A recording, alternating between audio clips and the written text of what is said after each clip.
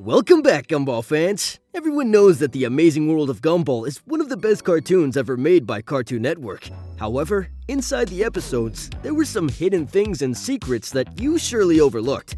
Saying contains nut. If she were an animal, she'd be a crayfish. If she were a bird, her song would go cuckoo, cuckoo. Well, no need to worry, because today we're going through 10 hidden secrets Gumball doesn't want you to discover. Number 1. What's up with the show's animation? In the episode The Name, Gumball discovers that his real name is actually Zach. Your real name? It's Zach. Zach. This revelation sparks a significant change in his personality. Hey, Carrie, I think we really nailed that song last night. We're totally gonna win the battle of the bands, man. Gumball adopts a new persona characterized by overconfidence and arrogance, resembling a stereotypical jock. But there's something a lot of viewers missed in the episode. You see, at about 9 minutes and 50 seconds, Gumball is unconscious and being taken over by his alternative personality, Zach. In that specific scene, however, you can see Gumball walking past Zach, who has his arms around Tobias and Banana Joe. Zach isn't wearing a t-shirt. On his chest, 3 Greek symbols are written vertically, descending like so: Psi, Gamma, and Delta.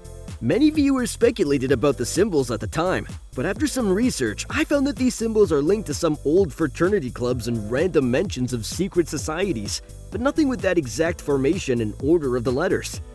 But let's talk about Nicole for a moment. She is almost always on the edge of losing her mind. See? I told you! This is all because of your father! Some things are not meant to be. Dogs shouldn't get on with cats, men shouldn't have ponytails, and your father is not meant to have a job! And honestly, it's hard to blame her, knowing how irritating her kids and husband can be. Her husband Richard can be especially frustrating, and a lot of that behavior comes from his mother, Granny Jojo. He never really developed the maturity or intelligence needed to function as an adult because of her overprotective parenting style. As a result, he's far from an ideal role model for their kids, leaving all the responsibility of parenting and providing for Nicole. That alone is exhausting, but add in a mother-in-law who constantly criticizes her, and you've got a pressure cooker ready to explode. And it did exactly that in the episode The Authority, where Granny Jojo pushed Nicole to the point of going blind with rage. And when I say blind, I mean literally. Nicole got so furious that her pupils vanished entirely as she launched herself onto Granny Jojo. But what do you think it was? A glitch in animation? Or did some evil entity possess Nicole in the moment? Let us know what you think. Number 2, the puppets. In the Gumball episode called The Puppets, Gumball and Darwin are digging through some old stuff in their basement when Darwin stumbles upon a couple of creepy-looking puppets they apparently had as kids. After a chain of events, they get sucked into this super bizarre puppet world. Ah! What the what? What happened to me? Wait, what? If that worried you, sir. What's wild is that the puppets in this episode look really similar to the ones from Don't Hug Me, I'm Scared. That disturbing YouTube series known for mixing innocent kid show vibes with dark, twisted themes. And this wasn't just a coincidence. The creators of Don't Hug Me, I'm Scared actually collaborated with the Gumball team on this episode. So yeah, that creepy, unsettling vibe was totally intentional. It was kind of a crossover moment between 2 very different but equally clever shows. Number 3, The Crazy Frog. Since we're on the topic of YouTube channels, let's move on to the episode The Void. In the episode, there's this moment where Mr. Small and a couple of characters are stuck inside the void and trying to find a way out. While they're in there, a weird character pops up on one of the old TV screens, and it's none other than the iconic Crazy Frog. That's weird, I haven't even turned the key yet. Run him over. That won't be necessary. Yeah, that's right, the same Crazy Frog from those viral music videos back in the day. He was all over the internet with those wild remixes and animated music videos. Number 4, Carrie Kruger. Now let's talk about Darwin for a second. Darwin is the character with probably the most girlfriends in the show. However, the one relationship that lasted the longest for him was with his partner, Carrie Kruger. Everyone knows her name, but not many know the story behind it. Well, the full name of the little ghost is Carrie Kruger, and her name is actually a double reference to 2 of the most iconic horror films of all time.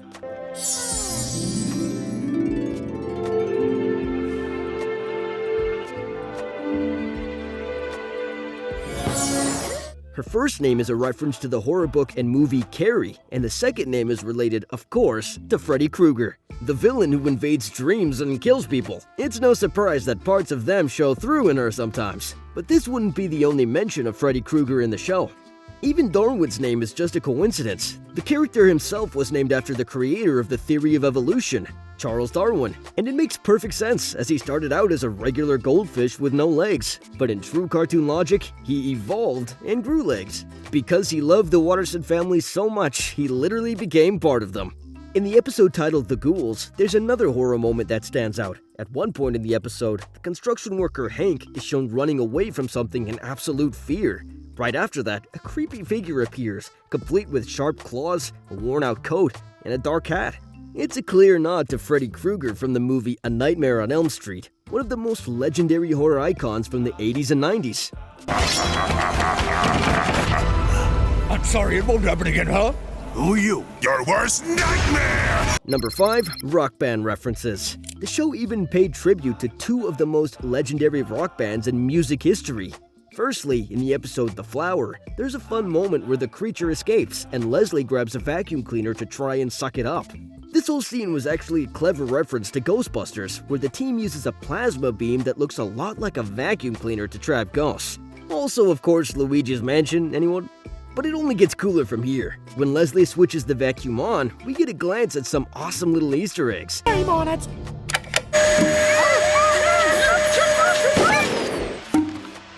There's a sticker on the vacuum that says ABCD with a lightning bolt in the middle. That's clearly a lighthearted nod to the legendary rock band AC/DC, just with the letters mixed up in a different way. And just below that, there's another sticker showing a black and white face next to the word "Biso."